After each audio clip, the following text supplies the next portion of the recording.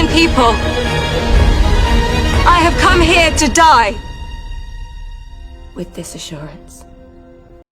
Before she became the most infamous queen to ever wear England's crown, before her name was whispered in ballads and history books with both lust and loathing, Anne Boleyn was just a girl with a French education and a dangerous kind of charm. She wasn't born to be queen. In fact, she wasn't even supposed to be near the throne. But that didn't matter. Not in a world where kings could fall in love and kingdoms could burn just because of it. Anne Boleyn didn't enter history with a roar. She slipped in like smoke. Quiet at first, but impossible to ignore once you'd breathed her in. She didn't beg for power. She became desirable enough that the man who ruled everything gave it to her. And then, when the fire of his obsession turned cold, he took it all back: her title, her name, her safety, her life. Henry VIII had already been married for more than 15 years when Anne Boleyn arrived at court. His queen, Catherine of Aragon, had once been wed to his older brother Arthur. But after the young prince died, she remained in England. The marriage was reapproved, and Henry, still a teenager at the time, took Catherine as his wife in the year 1509. She was virtuous, respected, and deeply Catholic. For a time, she was beloved, but over the years, Catherine failed to give Henry the one thing he craved most: a son. She bore him a daughter, Mary, but no male heir, and in a court obsessed with lineage and legacy, that failure would be her undoing. Anne entered the scene, not as a temptress, but as a lady-in-waiting to Queen Catherine. She was witty, well-read, and trained in the flirtatious art of courtly love after years spent in the glittering courts of France. Men noticed her, but Anne was careful, clever. She had been involved in a brief engagement with a nobleman named Henry Percy, but that union had been broken off under royal pressure. Some say it was the first time the king's gaze landed on her, and once it did, it never left. What began as glances and games became something far more dangerous. Henry didn't just desire Anne, he became obsessed. He wrote her passionate letters, filled with riddles, ciphers, and declarations that bordered on poetic madness. He called her mine own sweetheart, and in a twist of almost teenage giddiness, he would circle her initials with little hearts. But for all his affection, Anne didn't give in. She held her ground. She told the king she would not be his mistress. If he wanted her, she said, he would have to make her his wife. It was a challenge no one else would have dared utter to a king. And Henry, infatuated and frustrated, took it seriously. There was one problem, though he already had a wife. And in the eyes of the Catholic Church, divorce was not only frowned upon but nearly impossible to achieve. Still, Henry was determined. In the year 1527, he formally requested an annulment from Pope Clement VII, claiming that his marriage to Catherine was invalid from the beginning because she had once been married to his brother. The Pope hesitated. Political pressure from Catherine's powerful family in Spain, combined with the Church's reluctance to set a precedent, led to years of diplomatic stalling. Henry grew impatient, then enraged. When Rome refused to bend, Henry broke from it entirely. With Anne at his side, Henry made a decision that would ripple through centuries. He declared himself the head of the Church of England. The move shattered ties with the Vatican, ignited religious upheaval across the realm, and laid the foundation for Protestant England.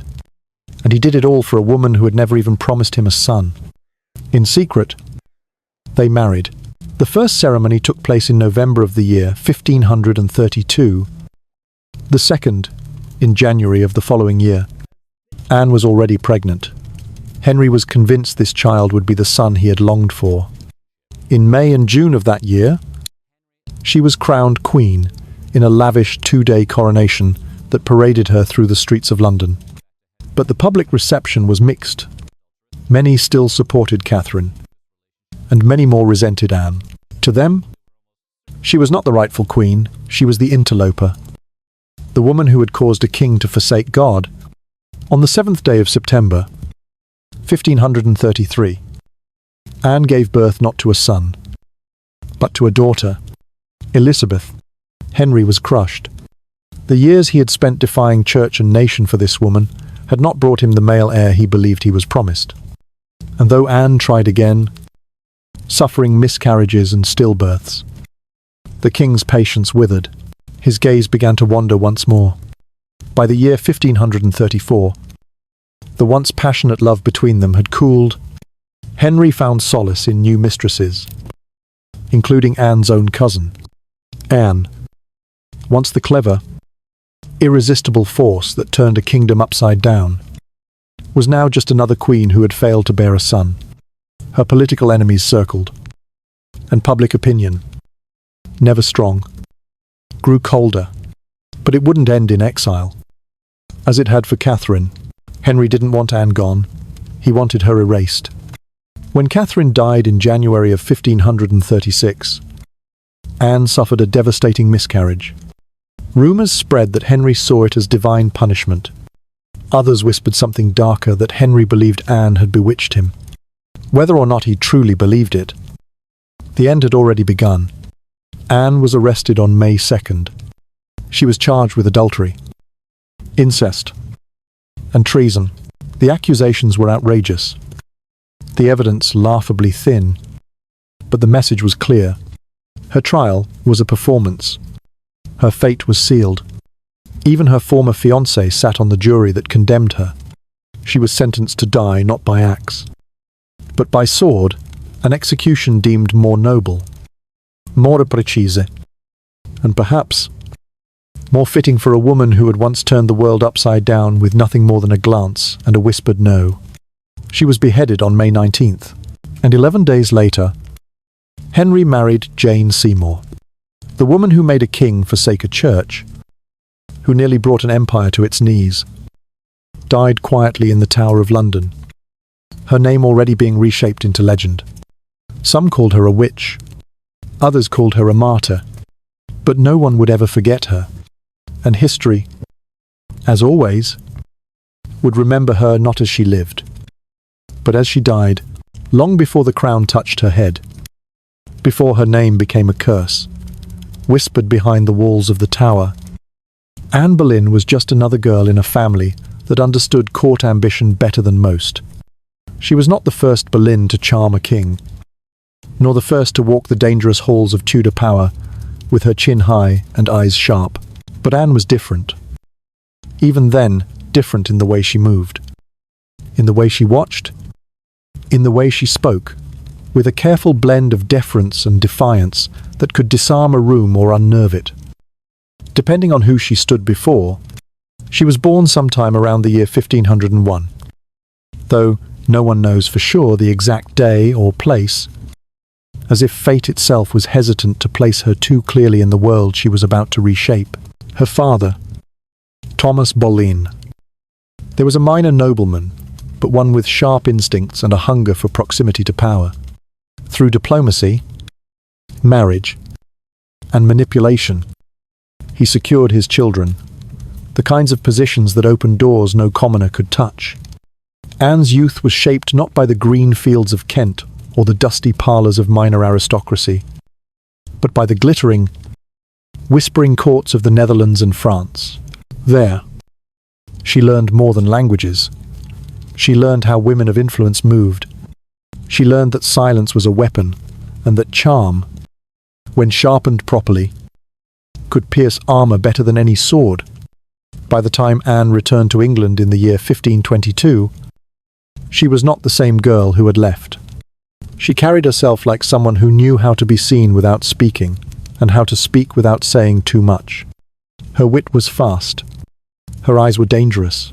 Her smile, when she chose to show it, held secrets. She was not beautiful in the traditional way of the court, not in the soft, fair, golden-haired mould the king usually favoured, but she didn't need to be. Anne Boleyn was magnetic, and those who looked at her found it hard to look away. At first, She moved in the Queen's shadow, serving Catherine of Aragon as a lady-in-waiting. It was an honourable position and a strategic one. Her sister, Mary Boleyn, had already caught the king's eye, and more than that, by most accounts, but Mary was never more than a dalliance. Anne, whether by choice or by fate, would be different. Henry noticed her, not just as a man notices a pretty face, but as a ruler notices a rising threat, something unfamiliar, unpredictable, and impossible to control. The court watched as the king's attention shifted. It wasn't immediate, nor was it subtle. It was a slow and calculated dance, the kind Anne had likely mastered in France. She did not throw herself into his arms, did not offer easy affection or careless flirtation. She pulled back. She resisted, and that resistance was the flame that set Henry's obsession alight. In a court where most women were trained to please, Anne was the first who dared to say no, and in doing so, she made herself more desirable than anyone who had said yes. Their flirtation became a firestorm.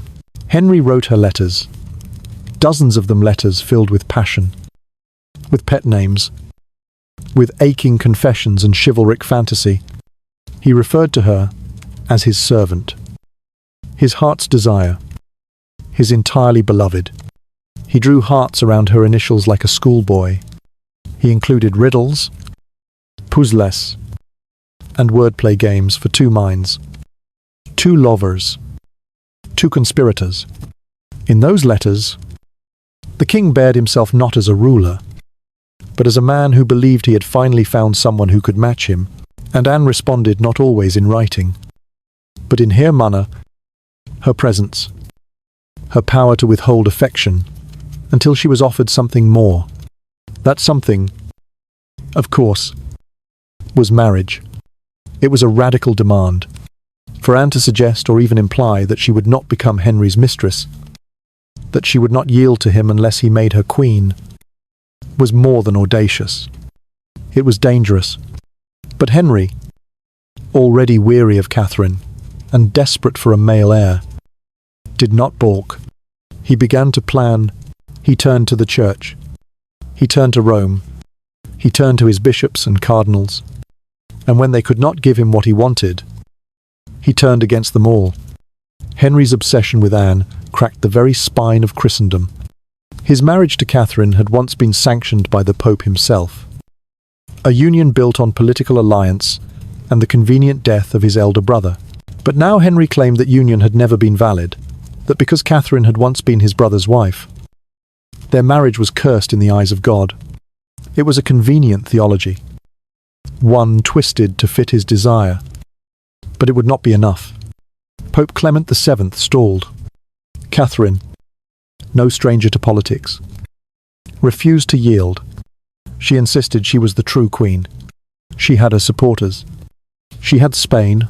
She had the sympathy of a public that had never truly warmed to Anne's sharpness and foreign ways. But Anne had Henry, and Henry had a plan. In the year 1529, Henry stripped Thomas Wolsey, his once trusted cardinal, of his power, blaming him for the failure to secure an annulment. Wolsey died en route to London, either from illness or from fear, and with him went the last real obstacle to Henry's wrath. Over the next several years, Henry restructured the entire religious landscape of England. He made himself the supreme head of the church. He dissolved monasteries. He seized lands. And he declared, with the authority of both king and church, that his marriage to Catherine was null and void. It was now Anne's turn. They married in secret twice. Once in November of 1532, and again in January of 1533. The urgency was not just love, it was pregnancy. Anne was with child, and Henry believed, with desperate certainty, that it would be a boy. Their union was publicized soon after. Anne was elevated to the title of Marquess of Pembroke, becoming one of the most powerful women in the realm. The Pope excommunicated Henry and Archbishop Cranmer. Rome had lost control of England, and Anne Boleyn had become queen. Her Coronation, spread over 2 days at the end of May and beginning of June, was unlike anything the court had seen. For the first time in English history, a queen consort was crowned with St. Edward's crown, the same that had rested on the heads of monarchs. Anne wore golden robes. She paraded through London. She sat in triumph. But beneath the gold, the tension simmered. The people did not cheer with joy. They muttered. They stared. Many still viewed Catherine as the rightful queen. Many saw Anne not as a bride, but as a usurper, and Anne, ever perceptive, felt it in every cautious bow and every cold stare. Still, she pressed forward. On the 7th day of September, in the year 1533, she gave birth. But the child, to Henry's bitter disappointment, was a girl, a healthy, loud, red-haired girl named Elizabeth. Henry smiled through his teeth. The court offered lukewarm congratulations, and Anne, who had once held the power to make a king change his god, now held a daughter, and with her, the fragile hope that she might one day give birth to a son and secure her position once and for all. But hope is a dangerous thing at court, and a queen without a son is never safe. Even as Elizabeth's cries echoed through the halls of Greenwich, the clock had begun to tick. Henry had begun to shift. The court had begun to whisper, and Anne, once untouchable, was beginning to learn what it meant to sit on a throne built not on inheritance, but on désir. For when desire fades, so does the throne, and the woman who had forced a king to break the world would soon find the world breaking her. Piece by piece, secret by secret, betrayal by betrayal, and still, she would not kneel. Not yet. Not ever. It should have been a triumph. A birth. A child. A future. Anne Boleyn had done what so few dared. She had ascended the throne not by lineage, not by inheritance, but by sheer force of will. She had turned desire into doctrine, turned whispered courtship into a crown, and had carried within her the hopes of an empire that had changed its very soul just to let her reign. But when she lay in her birthing bed on the 7th day of September in the year 1533, clutching the infant to her breast with trembling arms, her heart already knew what Henry's silence meant. The child was not a boy, and that more than war, more than religion, more than treason was the one sin Anne could never be forgiven for. Henry had been convinced the child would be male. How could he not? He had shattered the old order for her, had torn his name from the Pope's tongue, and carved his new destiny into the fabric of England. He had declared their love divine, their union preordained, their child the reward of a holy defiance. All the signs, all the astrologers, all the desperate hope had pointed to a son. But when the midwives cleaned the baby and whispered a girl, something in the room shifted, something heavy and cold and final. They named her Elizabeth. Anne tried to smile. She told herself there would be more children, that this was only the beginning.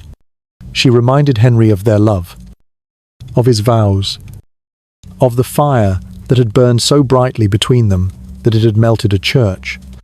Henry nodded. He gave gifts. He showed up. He performed the motions of a proud father. But his eyes had already drifted, and when Anne looked into them, she no longer saw the man who had once called her his heart's desire. She saw a king measuring time, counting chances, recalculating everything. Still, Anne remained Anne. She did not weep in public. She did not plead. She rose from her bed with her chin held high and ordered Elizabeth's household to be established with grandeur and purpose. The baby would be raised as a queen in waiting. No matter what the law said, Anne wrote letters. She smiled for portraits.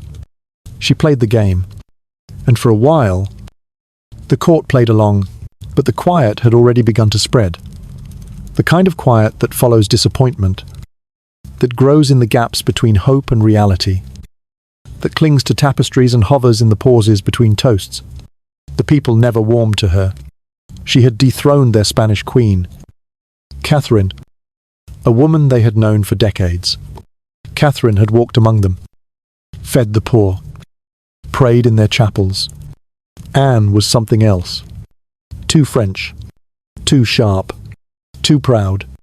Her very presence was a reminder of scandal.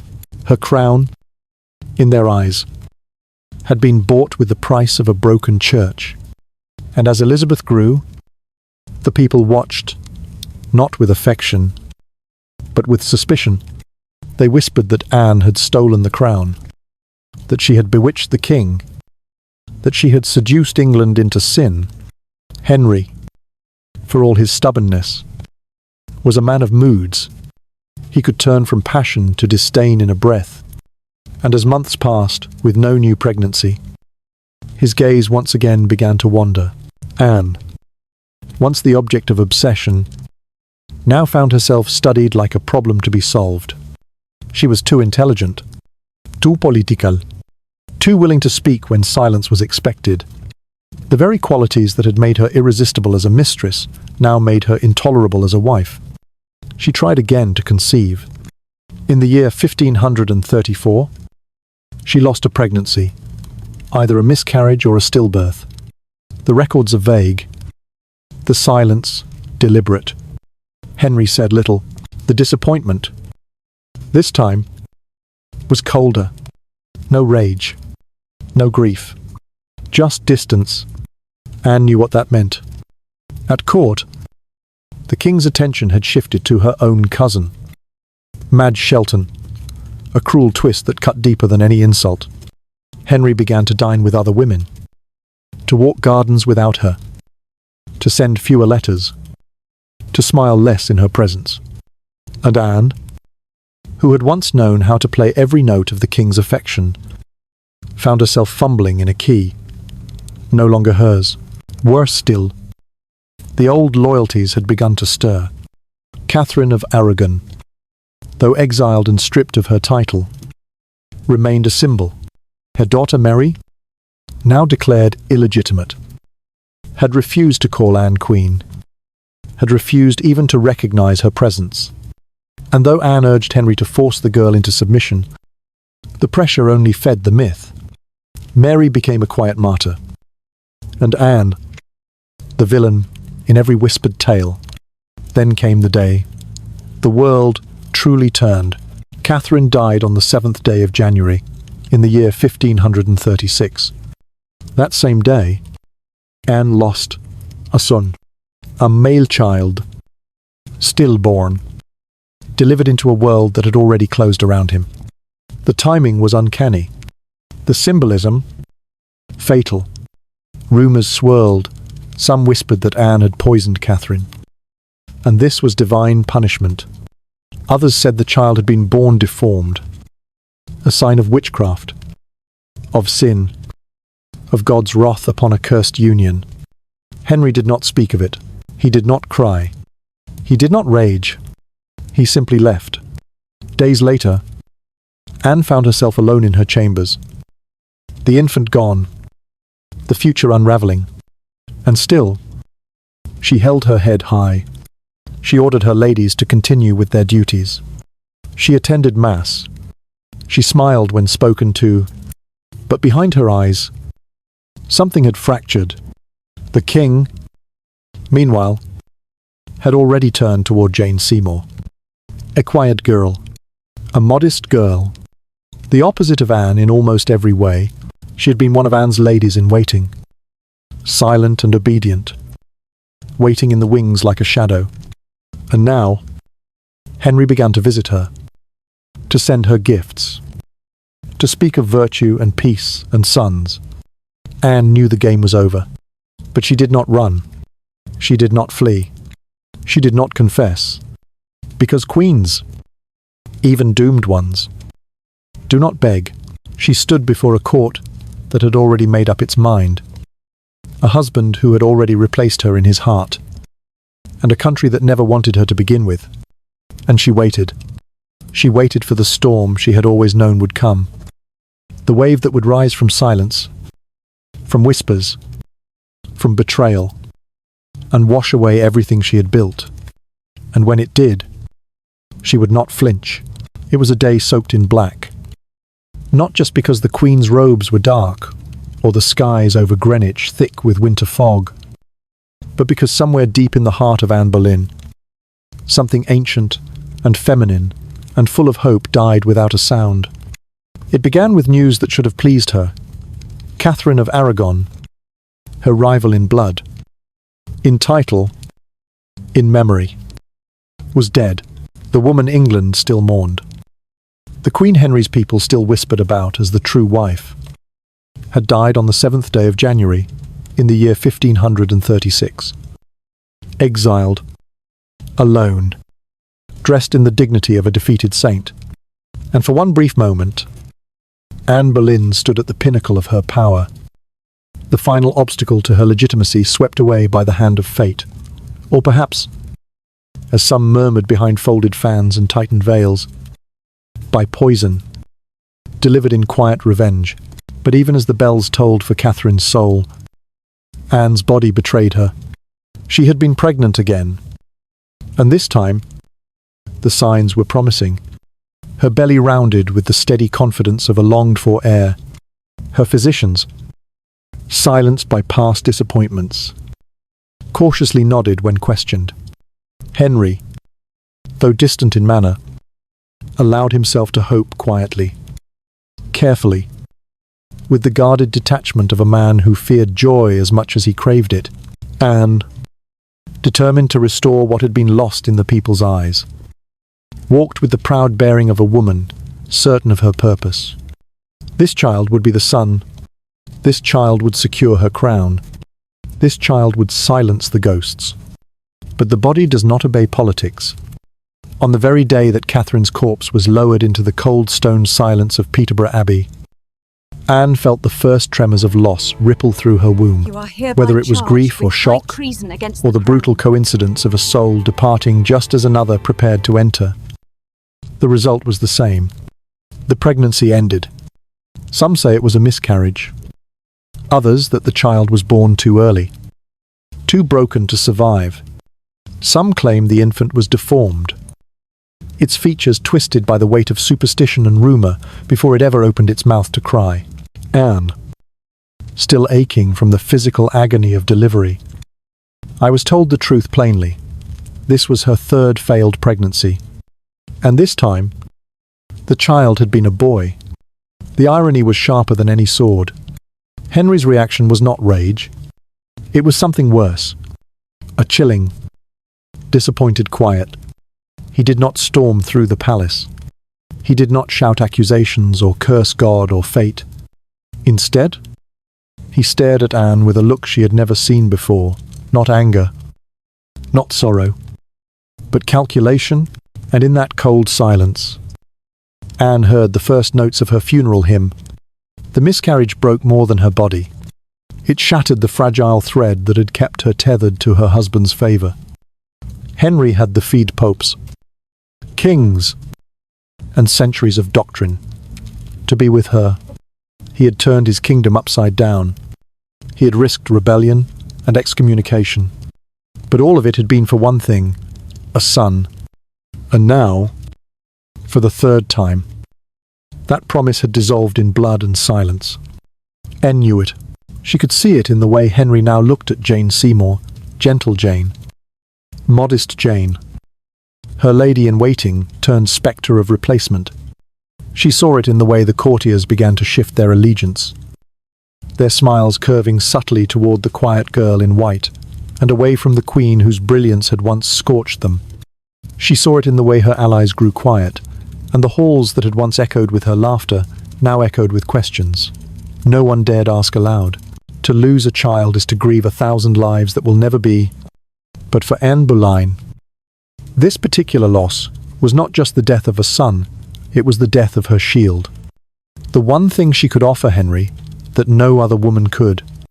The one reason she remained above suspicion, above reproach, above the tower. And now, It was gone. Still, Anne did not retreat into weeping. She did not vanish from court. She appeared at Mass. She rode in procession. She spoke to foreign ambassadors with poise. But each word, each step, each carefully arranged smile was now a performance for a kingdom that had already begun to rehearse her replacement. She watched Henry drift further, and she watched Jane Seymour rise like a pale moon over a darkening sky. Jane did not need to seduce. She only needed to exist. In contrast to Anne's fire, Jane's stillness became sacred. The whispers sharpened. Superstition bloomed.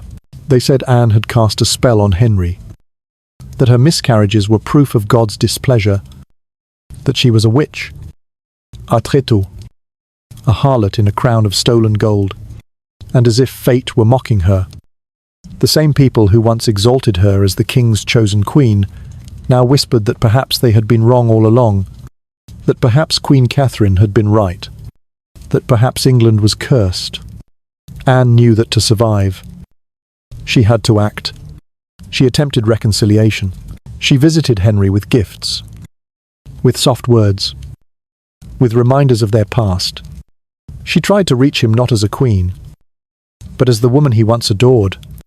But Henry had moved on, not officially, not publicly, but in every way that mattered.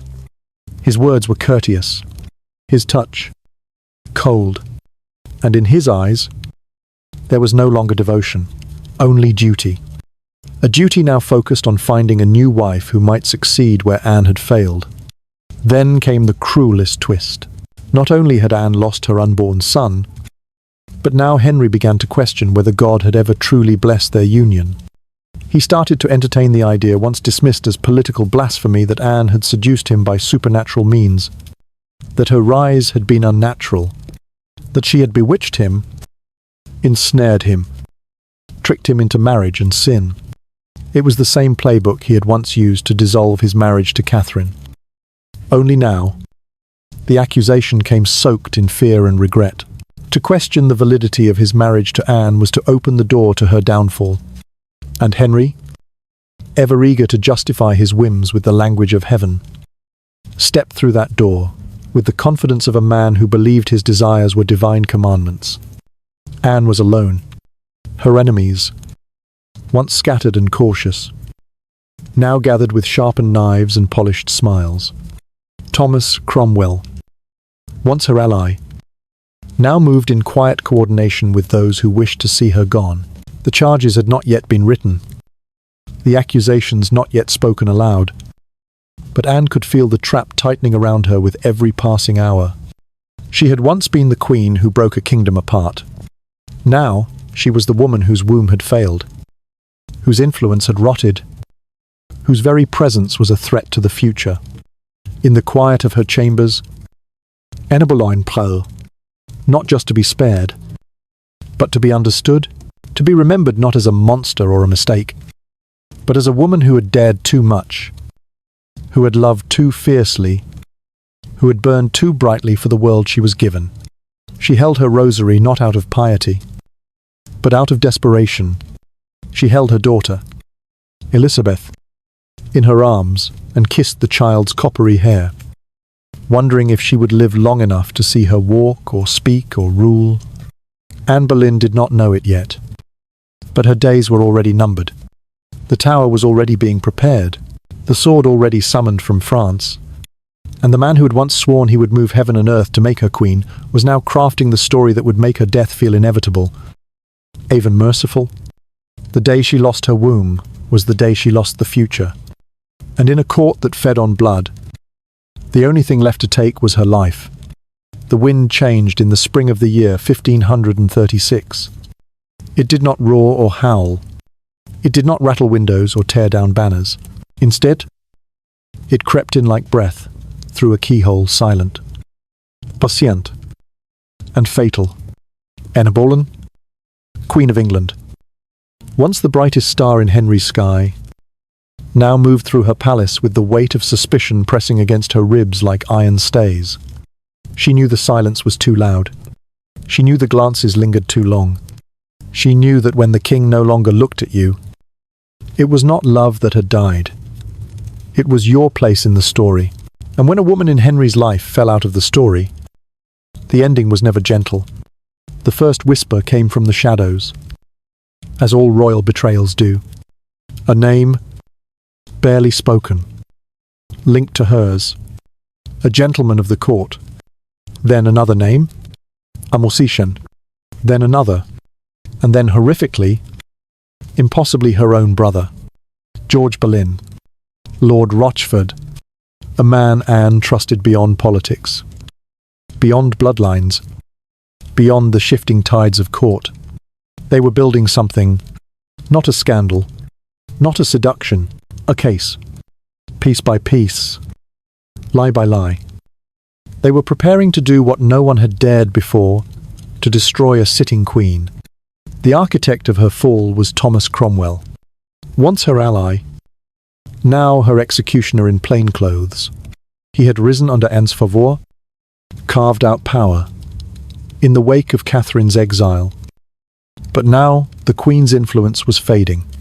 Anne Cromwell, ever the survivor, saw the shift before others. He understood Henry's moods. He understood what the king wanted before the king himself did. And Henry wanted out, not with another annulment, not with a quiet exile. He wanted clean severance, public, final, permanent. Cromwell obliged. It began with a confession. Mark Smeaton, a court musician, a man of low birth and high skill, was taken into custody and interrogated. He emerged with a confession, a claim that he had been intimate with the Queen. Whether that confession was extracted under threat, torture, or something more subtle, no one could say. But once the words were on paper, they became law, and with that single signature, Cromwell's machinery roared to life. More arrests followed. Sir Henry Norris, Sir Francis Weston, William Brereton, even the Queen's own brother. They were dragged from court, questioned, accused, condemned, all tied together by the same impossible thread that they had all committed adultery with Anne Boleyn, and in doing so, had committed treason. Because when a queen betrays her king, she doesn't just break a heart, she breaks the crown. Anne was arrested on the 2nd day of May. She had been watching a game of tennis when the guards arrived. She smiled politely. She asked if they would wait until the match was over. She even joked that she expected this after all. How often had others risen by her fall, but her eyes did not laugh. They narrowed. She understood. This was not an inquiry. This was a performance. She was not being questioned. She was being removed. They took her to the Tower of London, the same tower where she had once been celebrated before her coronation. When London had still cheered her name and the crown had still gleamed with promise. Now, the stones whispered differently. Now, they echoed only with the footsteps of traitors and the rattling chains of the condemned. Inside the tower, Anne broke, but only in private. She wept. She prayed. She protested her innocence. She wrote desperate letters, begging Henry to see her, to hear her, to remember who she was. But there was no answer, no reply, only silence. Outside, the machinery ground on, a grand jury, stacked with her enemies, a trial, a stage, and the star, already sentenced in the script. Her brother George was tried first. They accused him not only of adultery with Anne, but of mocking the king's virility, of laughing at Henry's clothes, of listening to Anne's supposed confessions of dissatisfaction. It was theatre, cruel, grotesque theatre. George defended himself with eloquence and grace. But it made no difference. He was found guilty. The Queen's own blood had been tainted, and with that, the rest would fall like dominoes. Anne's trial followed on the 15th day of May. She stood before a court that had already made its choice. Among the judges sat Henry Percy, The man she had once been betrothed to, now pale and silent, unable to meet her eyes, Anne defended herself with clarity, passion, and dignity. She denied every charge. She named no accomplices. She wept only when speaking of her daughter, Elizabeth, begging that the child not be punished for her mother's fall. But no defense could change what had already been written. She was found guilty of adultery, of incest, of conspiracy to kill the king. The punishment for a woman who had betrayed the crown was death by burning. But Henry, in one final gesture of mercy or calculation, commuted her sentence. She would be beheaded, and not with an axe, as was English custom, but with a sword. A French executioner was summoned, one who could dispatch her quickly, cleanly, with the efficiency befitting a queen. But this too was theatre. The sword was not mercy. It was performance. It was legacy. It was Henry ensuring that the last image of Anne Boleyn would not be blood and chaos, but grace, obedience, silence. In the days before her death, Anne prepared. She received communion. She forgave her enemies. She wrote no final confession, for there was nothing to confess. She asked that her daughter be protected. She gave her ladies quiet instructions. And when the morning of her execution came, the 19th of May, she rose before dawn and dressed herself in a gown of grey damask, her hair braided beneath a white coif, her eyes steady, her voice unshaken. The scaffold had been built within the tower grounds. A small crowd gathered: nobles, soldiers, a handful of onlookers who had once bowed before her and now came to see her die. Anne climbed the steps herself. She looked out at the faces turned toward her, some weeping, some curious, some quietly satisfied. She spoke briefly. She did not protest her innocence. She praised the king. She said she prayed for him. She did not name Cromwell. She did not curse Jane. She did not scream. Then she knelt. The executioner stepped forward, sword hidden behind his back. It was said he cried out for someone to bring his blade to distract her. She turned her head instinctively, and in that breath between confusion and clarity, the sword fell. One strike, no scream, only silence. Anne Boleyn was 35 years old. She had been queen for 1,000 days. She had given England a daughter. She had given the king everything he asked for except a son. And in return, he gave her a scaffold. 11 days later, Henry married Jane Seymour, and the story of Anne Boleyn, the girl who became queen, who rewrote religion, who stood against a kingdom, was reduced to a cautionary tale whispered in palace corridors. A lesson to future queens: rise too fast, shine too bright, and the sword will find you. No matter how royal the blood in your veins.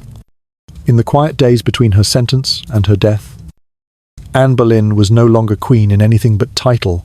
Her chambers, once gilded in silk and laughter, had been replaced by cold stone and torchlight. Her court, once filled with courtiers and ambition, had shrunk to a few loyal women and the sound of keys turning in locks. The tower no longer held her as a guest, but as a condemned soul awaiting silence. She had once entered these same walls triumphantly, escorted in gold to await her coronation. Now, she walked barefoot in the same halls, her head bowed, her hands clasped, not in arrogance, but in prayer. And still, even in the shadow of death, Anne Boleyn held herself with the dignity of a woman who refused to let her legacy be written by those sharpening blades in the dark.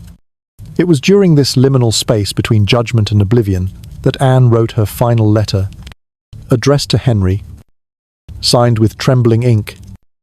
It was not a plea, nor was it a confession. It was not an act of surrender. It was a mirror held up to a man who had once called her his soul. She did not curse him. She did not accuse him. She did not even remind him of what he owed her. Instead, She reminded him of who she had been. Never prince. She wrote, had wife more loyal in all duty and in all true affection than you have ever found in Anne Boleyn. It was not the voice of the vixen they claimed she was, nor the manipulative sorceress history would later paint her, as it was the voice of a woman who had once believed she could build a kingdom with love alone. Some say Henry never read it. Others say he read it and said nothing. Perhaps that is the truest expression of his cruelty, that after breaking the church, the crown, and Anne's body for the promise of a son, he could not even offer her a final word in return. He remained distant in these final days, retreating behind ceremony and council, already shifting his heart to Jane Seymour and speaking in measured tones about the future, as though the woman who sat in the tower awaiting a sword was no more than a whisper fading from the throne. Anne, meanwhile, prepared. She was told that she would be executed by a sword, not the traditional English axe. Henry, with his usual taste for spectacle dressed as mercy, had summoned a skilled swordsman from Calais. A gesture of grace, perhaps, or simply a desire for efficiency. The Frenchman was famed for his precision, for the clean speed of his work. But what it truly meant was that Henry had decided her death long before the verdict had been read aloud. A French executioner had to be summoned days in advance. The logistics confirmed the betrayal more than any court document ever could.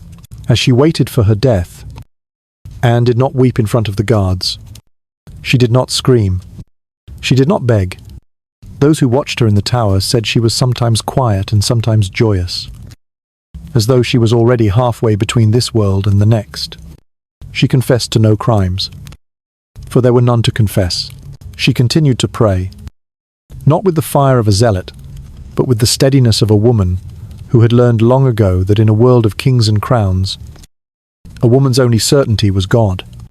On the night before her death, she slept little. Her ladies sat with her in silence, brushing her long dark hair, helping her choose the gown she would die in. She selected grey damask, simple and stately, and a crimson kirtle beneath it, as if the colour of blood might shield her from the blood to come. She tucked her hair into a plain linen coif. She prayed through the hours, and when morning came and she was told the execution would be delayed by one more day, she smiled softly and said that death, when expected, should not be made to wait so long. Finally, on the morning of the 19th day of May, Anne rose before the sun and dressed herself without trembling. She walked with her ladies to the scaffold erected within the tower grounds, a small platform surrounded by guards and a sparse audience of nobles, diplomats, and those who came to witness what it looked like when a queen dies. The crowd was not cruel. Some wept, some looked away, some stared, wide-eyed, trying to commit every detail to memory so they might describe it later in hushed tones behind safe doors. She climbed the wooden steps slowly, carefully. Her back was straight, her shoulders did not shake. When she reached the platform, she looked out not with fear, but with a strange and terrible peace. She addressed the crowd in a voice clear enough to be heard by all. She did not proclaim her innocence. She did not accuse her accusers. She spoke instead of the king, saying that he had always been a gracious and sovereign lord, and that she prayed for his long reign and the well-being of the kingdom. Her words were not lies. They were armor. She knew that to die in defiance would only stain her daughter's future. And so, even as the sword waited behind her, Anne Boleyn died with the crown of England still in her mouth. Then she knelt. She removed her coif so that her neck would be bare, and with the help of her ladies, wrapped a cloth around her eyes. She knelt not before the law, not before her enemies, but before something larger, before the truth of all women who dared to reach beyond the roles they were given. The executioner stepped forward. He did not ask her to lay her head on a block. He did not raise the blade in front of her. Instead, he called out to his assistant for the sword, though it was already in his hand. Anne turned her head instinctively toward the sound. And in that moment, while her mind was still suspended between breath and thought, the Frenchman swung. The blade passed through her neck with a single, swift stroke. Her body collapsed gently to the side. Her lips, it was said, moved once more after the strike, perhaps in prayer, perhaps in silence, perhaps in something no living person could ever understand. The crowd stood still. Not cheers, no gasps, just the sound of wind brushing against the white stone of the tower and the sudden, irreversible absence of a woman who had once commanded kings. Her ladies gathered her body. They wrapped it in white cloth. There was no coffin prepared, no royal tomb waiting. Instead, she was laid in an old elm chest, the kind used to store arrows, and buried in the chapel of St. Peter ad Vincula, where traitors went to rest. There was no monument, no statue, no inscription, just stone above her and silence all around. 11 days later, Henry married Jane Seymour. Anne Boleyn's name was scrubbed from the records, her emblems removed from tapestries, her badge of the falcon torn from the royal court. Only Elizabeth remained. A girl without a mother, a princess no longer called one. But time has strange loyalties. The same daughter born into disappointment would rise to wear the crown her mother had died for. And when she did, she would do it not in Anne's name, but with Anne's fire in her blood. Anne Boleyn was not perfect. She was proud. She was ambitious. She was political and sharp and unafraid to speak truths that made men tremble. But she was also brilliant, brave, devoted, and in the end, dignified in a death she did not deserve. She did not vanish. She was taken. And the sword did not just cut through flesh. It severed the lie that queens must only rise in silence and fall in shame. The court did not mourn her. There were no days of silence. No long faces drawn in black. No bells that rang low across London to mark the fall of a queen. Anne Boleyn, once the jewel of Henry's desire, the woman for whom he had torn down the very pillars of Christendom, was now nothing more than an absence, a name no one dared utter, a face erased from portraits, a coat of arms chiselled out from above palace doors. She had been removed, not just from power, but from memory, and in the place where her voice once echoed, another voice now softly stepped forward, a voice quiet, measured, careful, a woman with downcast eyes and folded hands, a woman with a smile stitched from obedience and stillness. Jane Seymour. 11 days after Anne's execution, Henry married her. There were no grand processions, no lavish feasts, no blinding jewels announcing this new union to the world. The wedding was quiet, almost secretive, as though the ink had not yet dried on the death warrant of the last queen. Jane, once Anne's lady-in-waiting, now wore her title, her ring, her future, and she wore them without defiance, without ambition. She wore them like a nun wears a veil. The court, weary of fire and scandal, welcomed her serenity like cool water after wine, soaked years of rebellion and reform. Jane knew what she represented. She was everything Anne had not been: soft where Anne was sharp, docile where Anne was daring, silent where Anne had spoken too much. And the court, battered and divided by the storm of Anne's reign, now longed for stillness. Jane gave it to them. She did not speak politics. She did not champion factions. She did not debate doctrine. She smiled. She walked slowly. She curtsied deeply.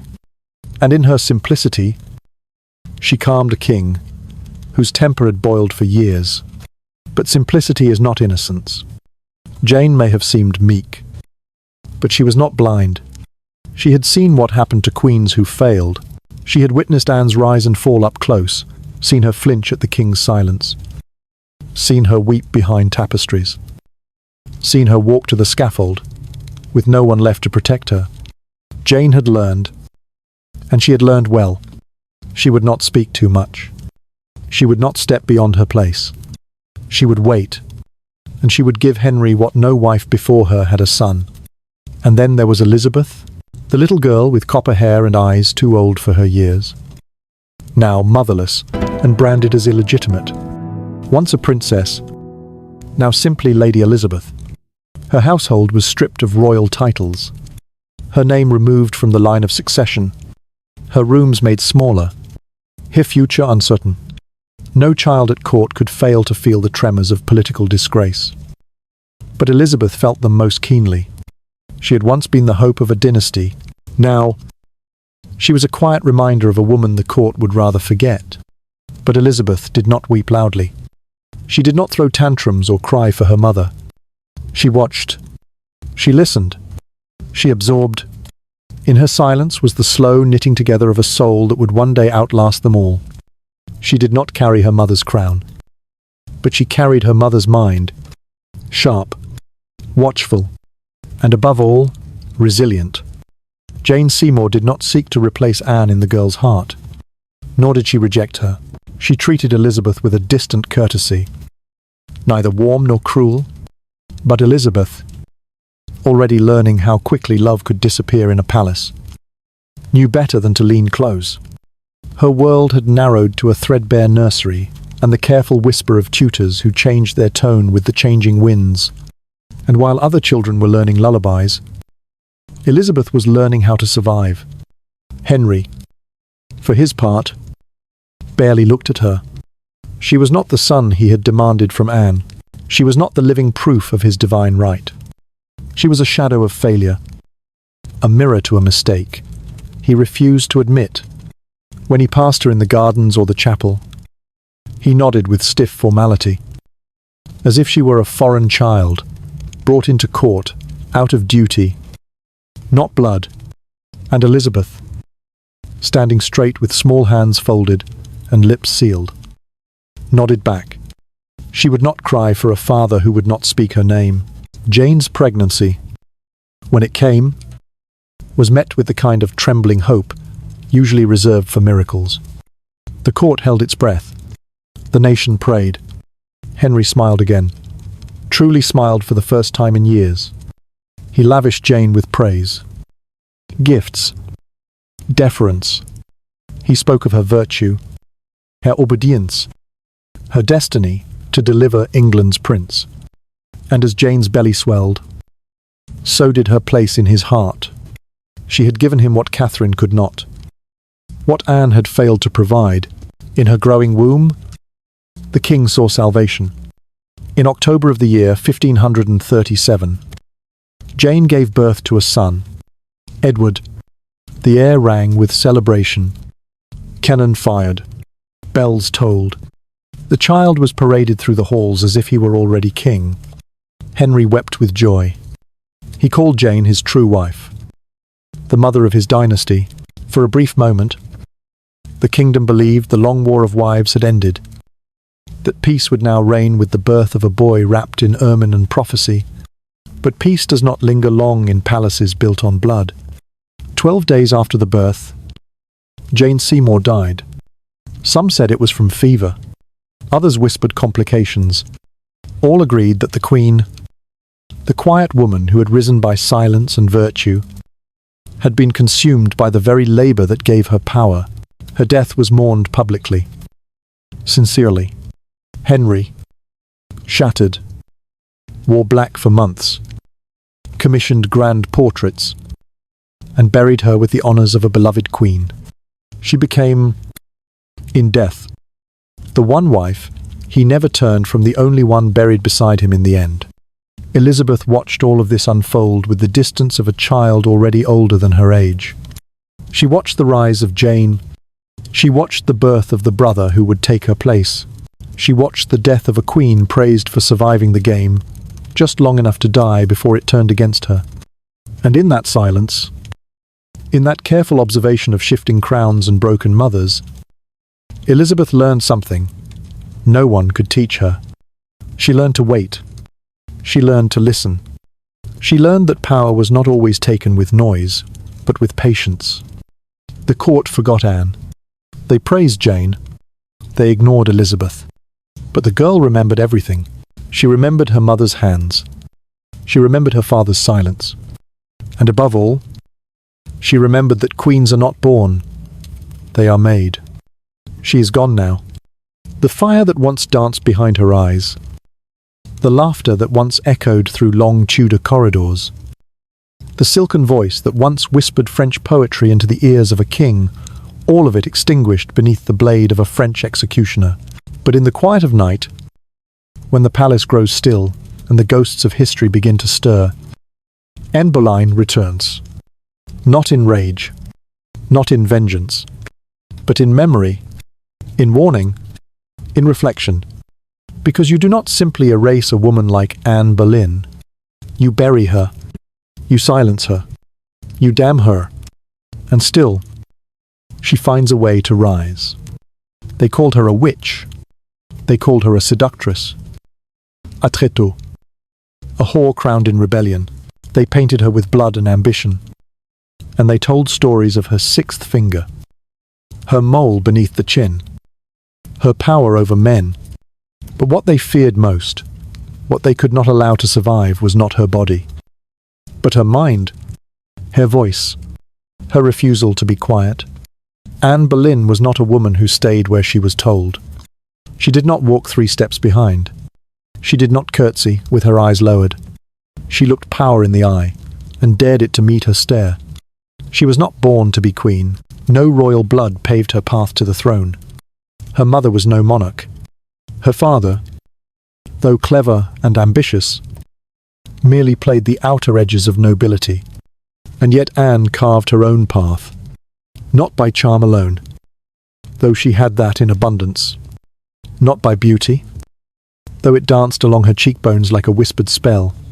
She rose because she was smart, too smart for the world that contained her, fluent in French, trained in diplomacy, fluent in silence when needed, and speech when it mattered. She played the game of kings better than the men who surrounded her, and that was why she had to be destroyed. Henry broke an entire church for her. England itself trembled under the weight of his obsession. He crowned her. He defied the Pope. He changed the law, rewrote the soul of the nation, just to hold her hand in public. And yet, when her womb failed to produce the future he craved, he turned that same power into her death sentence. That is the cruelty of empires. They love you while you serve their story, and burn you the moment your narrative strays.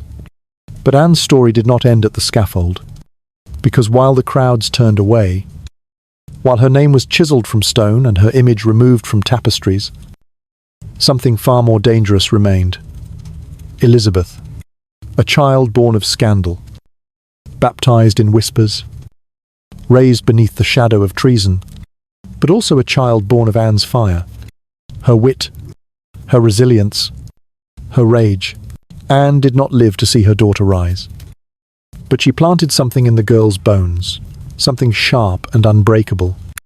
And when Elizabeth finally took the throne, not as a consort, not as a wife, but as a sovereign queen in her own right, it was not just a victory, it was a resurrection. The daughter of the woman they silenced became the woman no one could silence. The girl they stripped of her title became the queen who would reign longer than any monarch before her. Anne's blood sat on the throne for 44 years. And in that reign, England flourished. Poets wrote sonnets not in Latin but in English. Explorers set sail into uncharted seas.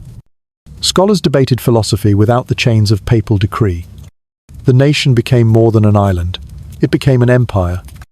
And through it all, the memory of Anne Boleyn flickered quietly, like a candle hidden in a cathedral corner, burning just brightly enough to remind the world I was here, and I mattered.